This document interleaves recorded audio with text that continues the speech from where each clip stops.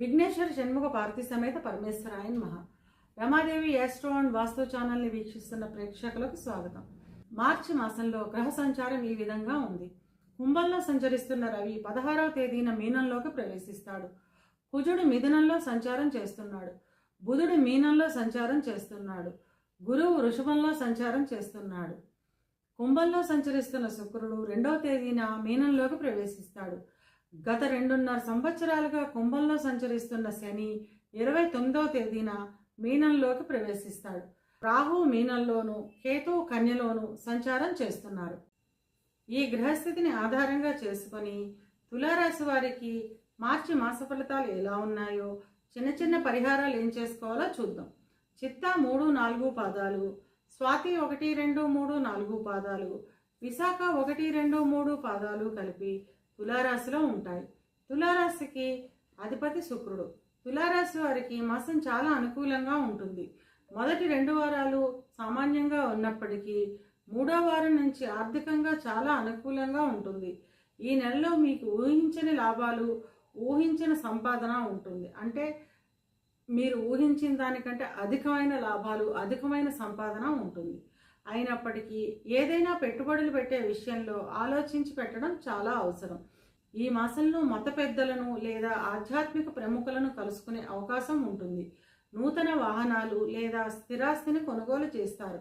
ఇక విద్యార్థుల విషయానికి వస్తే విద్యార్థులకి ఈ మాసం చాలా అనుకూలంగా ఉంటుంది. రాసిన ప్రతి పరీక్షలోనూ మంచి ఫలితాలను సాధిస్తారు. విద్యపై ఆసక్తి పెరుగుతుంది. మీరు కోరుకున్న విద్యా సంస్థల్లో ప్రవేశాన్ని పొందుతారు. విదేశాలకు విద్య నిమిత్తం వెళ్ళాలి అనుకునే వారికి ఈ మాసం చాలా అనుకూలంగా ఉంటుంది. ఉద్యోగ ప్రయత్నం చేసేవారికి మొదటి 2 వారాలు అనుకూలంగా ఉంటుంది. ఉద్యోగం చేస్తున్న వారికి ఈ మాసం ఉద్యోగంలో ఉన్నతి ఉంటుంది. పై అధికారుల నుంచి సహకారం లభిస్తుంది.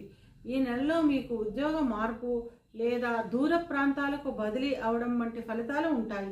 2వ వారం తర్వాత వచ్చే మార్పులు ఆనందంగాను అనుకూలంగానూ ఉంటాయి.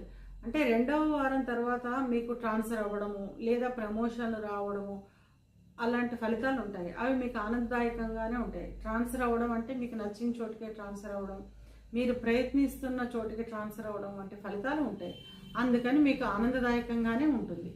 గత కొంతకాలంగా పై అధికారుల నుంచి ఎదుర్కొంటున్న సమస్యలు, ఒత్తిడి, ఆందోళన ఈ మాసంలో తగ్గుముఖం పడతాయి. ఈ సమయంలో మీరు చేపట్టిన పనులన్నీ విజయవంతంగా పూర్తి చేయగలుగుతారు.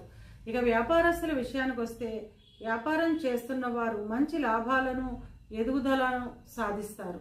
మీరు గతంలో ప్రారంభించిన వ్యాపార సంస్థలకు ఆర్థిక సహాయం అందడం లేదా వ్యాపారాభివృద్ధి విషయంలో మీ జీవిత భాగస్వామి లేదా బ్యాంకు నుంచి కొంత సహాయం పొందడం వంటి ఫలితాలు ఉంటాయి.